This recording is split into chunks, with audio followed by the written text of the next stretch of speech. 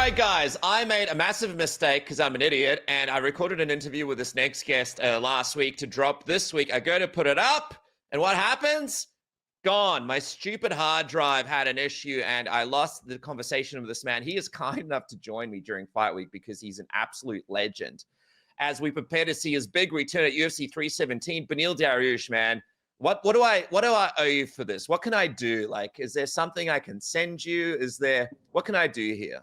I'll think about it. Right now, all I can think about is food. So maybe send me food next week.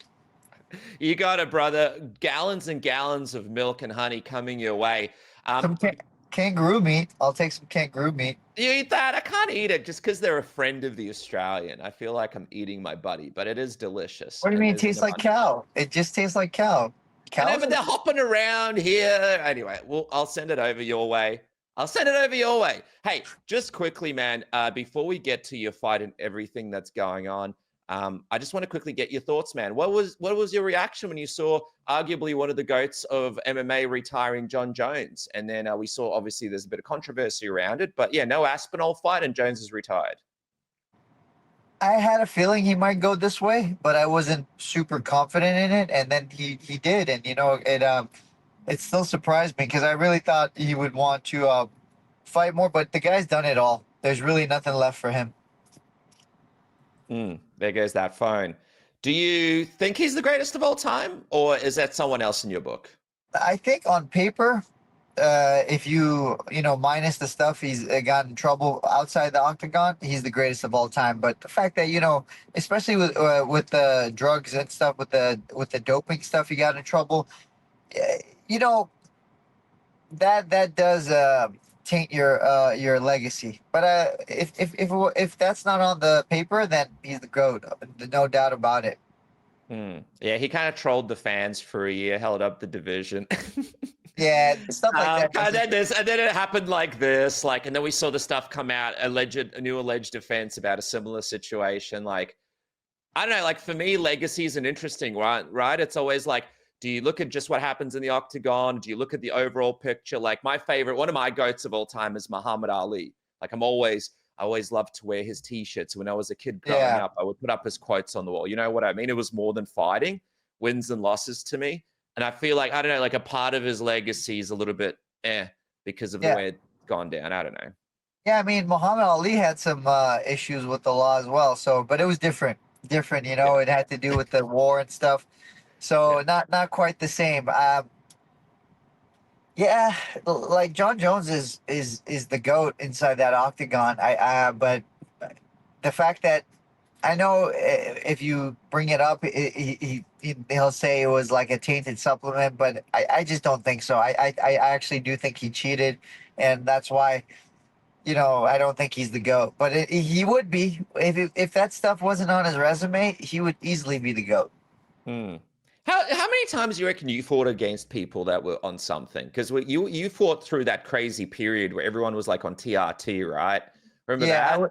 I was there before USADA, so I mean, I'm sure I fought a lot of people, and even after. It's not like USADA doesn't guarantee you, or the new free drug administration. It doesn't guarantee that there's no one's cheating. But I mean, at this point, what can I do? Okay, well, let's talk about UFC 317. By the way, on other news, obviously, Ilia Topuria potentially the new champion in your division, depending on what happens. But did you see this? Have a look at this, Beneil. He's already talking about moving up to 170 after winning the belt. Have a look at this. The welterweight world champion, for sure, I'm gonna push for that shot also, and I will move to the welterweight division. All right, so I got to ask your opinion, man. Obviously, the man's just moved up to lightweight from featherweight. In the scenario that, he wins the belt in your division, but then pushes to move up once again, what would your reaction be? You're one of the guys top ranked. You're one of the contenders. It would be it's an interesting one, right? So for his legacy, it makes him look amazing. But then it really does slow down the sport itself. So but I mean, we're in a selfish sport, so I understand his move, but it would just make a mess of the division. So we'll see what happens. I'm not too worried about it, but I think ultimately he'll stay at 55. That's my opinion. It'll be crazy for the UFC just to be like, all right, Well, I mean, if he leave another division behind. they'll be upset. They'll be super upset. But if he vacates, there's nothing they could do about it. You know what I mean? If he says I don't want to fight at 55, there's nothing they could do about it.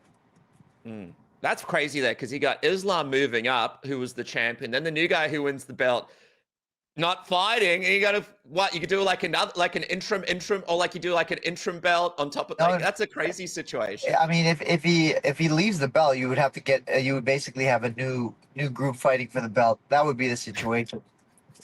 Hey, I also got to bring this up with you, man. He was doing an interview with Shaq, who's a really great journalist. He has a page, Shaq MMA.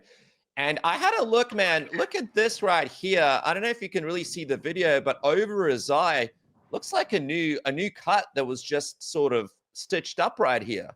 What does that look like to you? I was having a look with Brian Campbell on this before. Looks like a cut right over the eye that looks pretty fresh that got stitched up not long ago. I wonder how much. Yeah. If it's already stitched up, then he'll be fine. It won't be much of an issue. Cuts like that take 5 days to heal. And really? It takes 5 days to heal, but then you're not supposed to spar for a few weeks. So it could slow down his camp, but it shouldn't be anything dramatic. So let me ask you then, and I feel like this is deja vu because we just spoke about it a couple of days ago, or a few days ago, and I apologize for this, but do you feel like people are underestimating Charles Oliveira here? And in short, what do you think his pathway here to victory could be against Ilia Topuria? Because I feel like everyone's already looking at the next fight for Topuria, not even focused on what's happening this weekend. Absolutely, I think they're overlooking Charles. And Charles, if he's able to mix in his Muay Thai, what I mean, like his knees and his kicks, and he's able to use those as fakes, it's going to be a really difficult fight for Ilia. And I think people don't understand. The last two fights, Ilia was able to win those fights, not because of his boxing, but because of his leg kicks. And Charles is very good at defending the leg kick. So it's not going to be an easy fight. It's going to be interesting as well. Obviously, you're making your big return on this card too. But before we talk about your fight, if Charles Oliveira can regain the belt here against Ilia Topuria, what do you think that means for his legacy? Like, that would be a pretty impressive feat for a guy that's been in the pocket in his UFC career, fighting the best of the best for such a long time across two divisions. What an amazing legacy, you know. He's fought everybody, and he's done it for such a long time. It's just that's all I could say. He has a great legacy, and this is just gonna add more to it. Also, I saw your friend Justin Gaethje won a Ferrari. Right? Won a Ferrari the other day. Yeah, he won a Ferrari at the Fanatics Expo or whatever. I didn't know that. Yeah, dude, he won a Ferrari. Do you think that improves his mood a little bit? Like, do you think we see him come back? I know he said that he'd retire if the UFC don't give him this next title shot, but I don't think it's likely that he'll get it. Do you think we might see him come back and potentially fight like a Paddy Pimblett or maybe like an Arman in the meantime while things shake out? I don't think he's gonna get that title shot, to be honest with you. But I could be wrong, just because if Arman doesn't get it next, who's gonna be next for it? It could be Max. If Max wins his fight and Charles wins the fight, that's the fight to make. But it just depends. I feel like Dustin Poirier, if he beats Max Holloway, it's like so tempting just to see him as well have that fight with Topuria, only because it's such an interesting matchup. Like, when you think of a Poirier-Topuria fight, who do you think, both great boxers, who do you think comes out on top in the boxing exchange between the two? Topuria's wrestling is so much better, I think. And I think that's going to be the key to the win. Obviously, we've got Dan Hooker in the mix as well, Paddy Pimblett, and yourself. I want to find out from you, man. We are in fight week right now. We're just days away from you making the big return. What is this part of the camp like for you? This is where you really dial in the diet, right? And you're really sort of making sure you're ready to cut the weight. How are you feeling right now? What is the next couple of days going to look like for you over at International Fight Week? I mean, I feel great. Right now, it's more, I've camp's over. Right now, for example, I'm going to be doing the water loading, eating less, and just training to lose weight.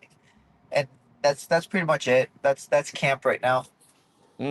How much do you weigh right now, by the way? Around, I would say, like 170, 168.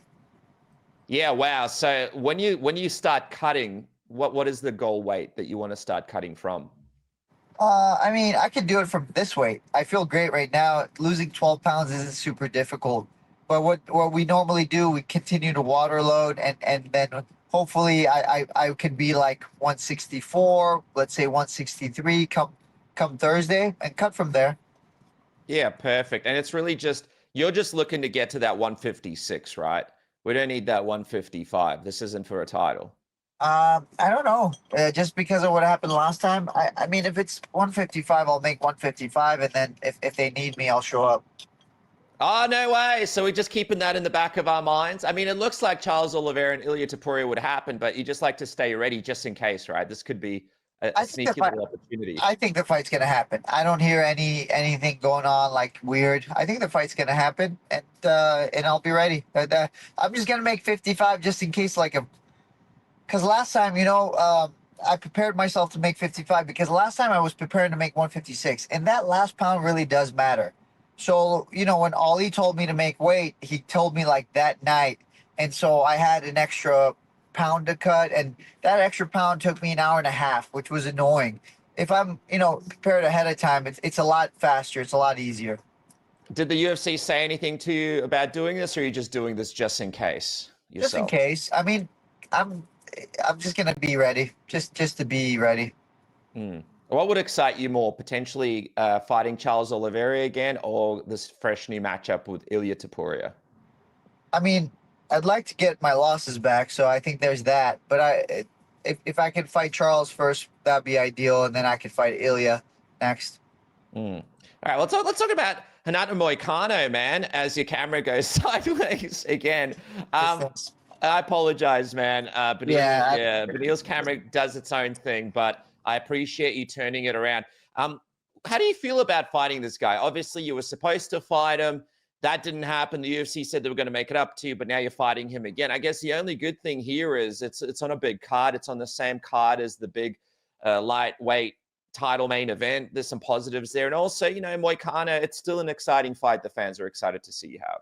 He's a great fighter, and I need to get out there, and I need to see where I stand. He's a great fighter. Like I said like camp was stale like maybe 6-7 weeks ago, just because you're fighting the same guy. I just don't want to look at tape again. I don't want to think about stuff because I watch hours of tape, right? But now you're kind of pulling back on that, and then you have to jump back in, and it's difficult, but nothing changes for me. I continue to watch tape. I just getting back into hang of it. That's all it was, and that's what happened. I got back into it. I made sure I was doing my situations. I was watching tape. I was sparring when I'm supposed to spar, sprinting when I'm supposed to sprint, all that stuff. It's interesting because after this fight, obviously, with a win, it puts you in a great position in the division. You mentioned it before. I'll bring up the rankings here, but we've got obviously Max Holloway fighting Dustin Poirier, so potentially one of those guys could be a great fight. What about, we've got Dan Hooker floating around. Gamrot, you've already fought, so I don't think that's a fight that people sort of want to see, and I don't think that's a fight you're that interested in. Justin Gaethje, you're mates with. Charles Oliveira is fighting Islam Makhachev, potentially that rematch if that doesn't work out for Charles. Armin's floating around. Is there someone in that division that you're particularly excited to potentially fight with a win over Moicano this weekend? I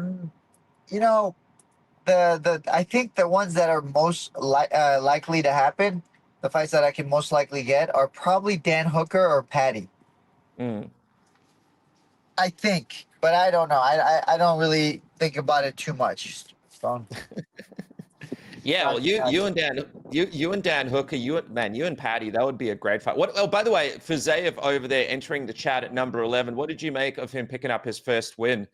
It's pretty crazy, right? Because you don't think of the guy as not winning for such a long time, but this is his first win in a number of years. He was able to do it over there at UFC Baku. Yeah, he had a great performance against a great fighter. I thought he looked really good. He looked much faster, and then he showed new layers with takedowns. Yeah, we saw some takedowns from him. First win there as well. Let's talk about this Moicano fight just quickly. When you look at someone like a Moicano and you're approaching him, you mentioned it, you watched a ton of footage, you've prepared for him a number of times now. What do you think is the key to handling a wily veteran like Moicano? Because I guess the thing with him is he keeps his head, right? Like, this is a guy with a ton of experience. We saw him fight BSD hurt. He was still able to execute his game plan. This is a guy with probably a lot of mental strength in the division, right? Yeah, I would say that you have to be ready for the tricks of a veteran. You have to also be just better. I have to, in order to be ready for his tricks, I have to have, the wrestling to counter his wrestling, the striking to counter his striking, but I also need to know his tendencies. And so that just, as you fight, you start to feel them out, and then I can make adjustments as I go. But from what I've seen in my fights, I have some ideas, or his fights, and then I'm going to make adjustments as I go. That's just fighting. You can't cover everything. We try our best, but you can't cover everything. You mentioned in our last interview that you're looking just to as well check where you're at, right?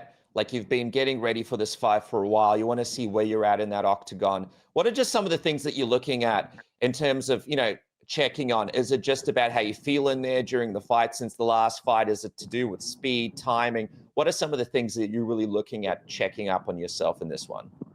It's to see, if I can translate what I'm doing in the gym into the fights. Because if I can't, then, there's no point in fighting.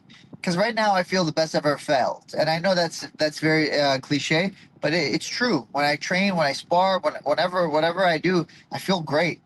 But if I can't translate that into my fights, then there's no point. So that's really it.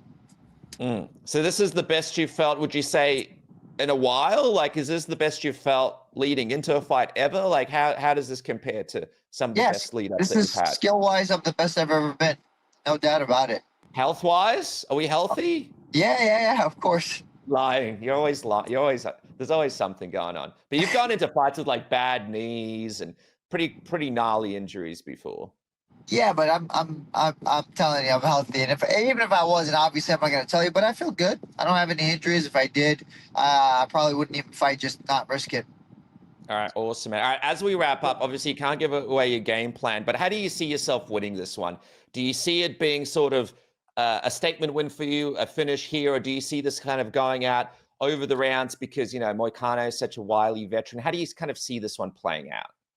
The goal is to have the most impressive performance of my career. That's my goal. So I think, in my opinion, that includes a finish. Beneil Dariush call out at the end? What's up? Are we going to get a Beneil Dariush, Chael Sonnen, Ilia Topuria, you absolutely suck? Are we going to get a promo at the end? Are we thinking about names? I don't have any names in mind. We'll see. I haven't even thought about it yet. Okay, cool. Well, you think about it, man. Otherwise, they're going to try and slot you in there against Fiziev next, knowing the UFC. But in the meantime, this is the big fight. This is the big return. I know everyone's excited for this fight. I mean, the card is great, but this is one of the fights everyone's talking about. Beneil Dariush is back in action. Congratulations, dude, on being back. Thank you for doing this interview with me again. I cannot wait to see you back in that octagon. Thanks for joining me here on Submission Radio. No problem, brother. Thank you.